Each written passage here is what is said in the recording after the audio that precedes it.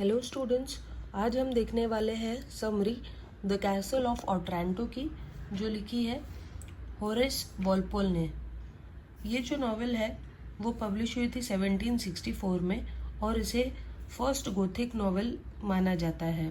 Gothic का मतलब जिसमें सुपर नेचुरल एलिमेंट्स हो, हॉरर हो, ऐसी नॉवेल को गोथिक नॉवेल कहते हैं। तो चलिए सबसे पहले इसके कैरेक्टर्स को देख लेते हैं। इसमें जो मेन कैरेक्टर है नॉवेल का वो है मैनफ्रेड, जो lord of the castle of Otranto है, यानी कि उस कैसल का लॉर्ड है, एक राजा की तरह। वो एक एंटागोनिस्ट है यानी विलेन है नॉवेल का। Father of Conrad and Matilda, उसके दो बच्चे हैं कॉनराड और मैटिल्डा। फिर हिप्पोलिटा जो कि मैनफ्रेड की वाइफ है। कॉनराड अभी अभी हमने पढ़ा, वो 15 ईयर ओल्ड सन है मैनफ्रेड और हिप्पोलिटा का बेटा है। Matilda daughter of Manfred and Hippolyta, वो बेटी है मैनफ्रेड और हिप्पोलिटा की। और थियोडोर नाम के कैरेक्टर की लव है। नेक्स्ट जो कैरेक्टर है वो है Isabella. Isabella daughter of Frederic. Frederic एक राजा होता है, उसकी बेटी है इजाबेला, फियांसी ऑफ कॉनराड। और वो कॉनराड जो 15 ईयर ओल्ड सन है मैनफ्रेड और हिप्पोलिटा का, उसकी फियांसी है, उसके साथ उसकी एंगेजमेंट होने वाली है।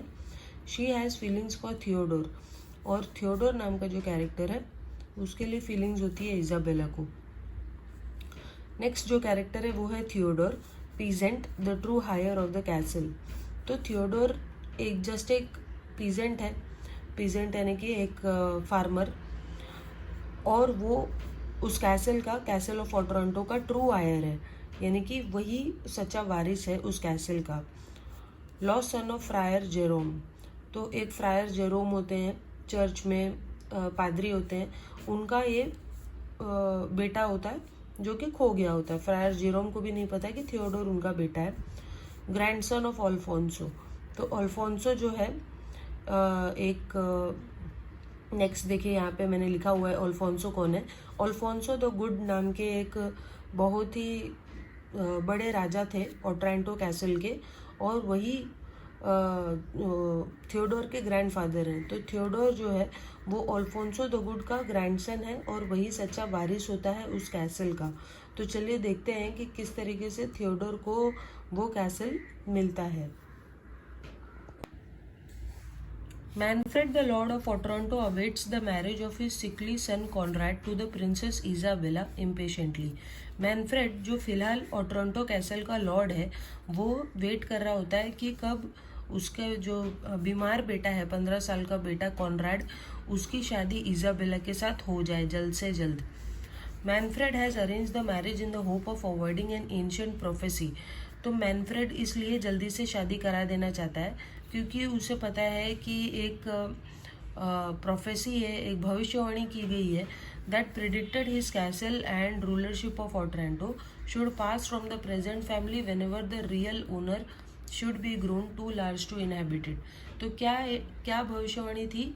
ये भविष्यवाणी हो गई थी कि जब भी ऑट्रांटो कैसल का असली वारिस उतना बड़ा हो जाएगा कि वो उसे संभाल सके, तब जो फिलहाल उस कैसल को संभाल रहा है यानी कि मैनफ्रेड और उसका परिवार, उसे उस कैसल को छोड़ देना होगा और असली वारिस को कैसल दे देना होगा।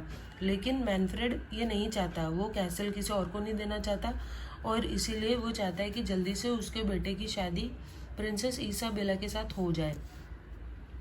On the wedding day an enormous helmet falls from the sky and crushes Conrad to death. लेकिन शादी वाले दिन ही एक बहुत बड़ा हेलमेट आसमान से गिरता है कॉनराड के ऊपर और कॉनराड वहीं पर मर जाता है। Upon realising that his only male heir is dead and his wife can no longer bear children, Manfred decides to marry Isabella himself. तो जब मैनफ्रेड को पता चलता है कि उसका जो एक ही बेटा था वो भी मर गया है और उसकी वाइफ अब बेटा वगैरह नहीं पैदा कर सकती, बच्चे नहीं दे सकती, तब मैनफ्रेड डिसाइड करता है कि वो खुद ही इजाबेला से शादी कर लेगा। Isabella refuses to marry him, Isabella लेकिन उससे शादी करने से मना कर देती है and escapes to a nearby church with the help of a peasant Theodore. Isabella Manfred से शादी करने से मना कर देती है और जल्दी से एक चर्च में जाकर छुप जाती है, उसी पीजेंट थियोडोर की मदद से। Later Manfred and his guards are joined by a group of knights seeking Isabella on behalf of her father. कुछ ही देर में जब मैनफ्रेड और उसके जो सोल्जर्स होते हैं वो ढूंढ रहे होते हैं इजाबेला को, तो उनको कुछ और भी सोल्जर्स, कुछ और भी नाइट्स ज्वाइन कर लेते हैं। और वो जो नाइट्स होते हैं, वो सोल्जर्स जो होते हैं, वो उसके फादर, इजाबेला के फादर ने भेजे होते हैं उसको ढूंढने के लिए।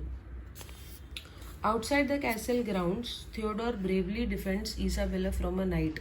लेकिन जैसे ही कैसल के बाहर ये लोग सब उसको ढूंढ रहे होते हैं, तो थियोडोर इजाबेला को एक सोल्जर से, एक नाइट से बचाता है।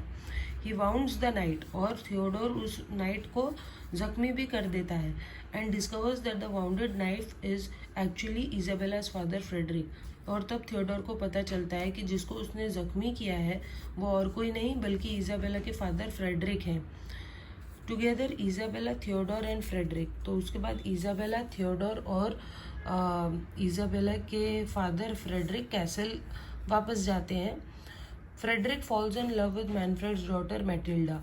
वहाँ पर जैसे इजाबेला के फादर फ्रेडरिक मैनफ्रेड की बेटी मैटिल्डा को देखते हैं, वो तुरंत उसे पसंद करने लगते हैं। And both of them, Frederic and Manfred, make a deal to marry each other's daughter. और दोनों, फ्रेडरिक और मैनफ्रेड, ये डिसाइड करते हैं कि वो एक दूसरे की बेटियों से शादी करेंगे। Frederick backs out after being warned by an apparition of a skeleton.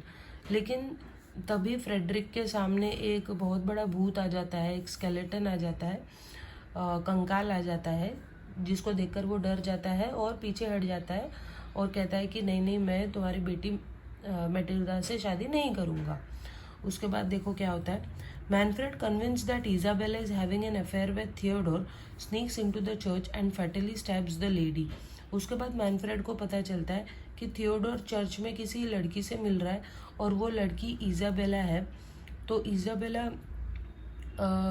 तो मैनफ्रेड नाराज़ होकर चर्च में जाता है और एक चाकू से जोर से वार करता है उस लड़की के ऊपर। लेकिन वो लड़की इजाबेला नहीं होती। कौन होता है? In horror he realizes that he has slain not Isabella but his own daughter Matilda who was meeting Theodore there. लेकिन उसे पता चलता है कि वो इजाबेला नहीं, उसकी खुद की बेटी मैटिल्डा है जो थियोडोर को वहाँ मिल रही होती है। इसीलिए क्योंकि थियोडोर और मैटिल्डा एक दूसरे से प्यार करते हैं। Moments after Matilda's death the castle wall behind Manfred crumbles.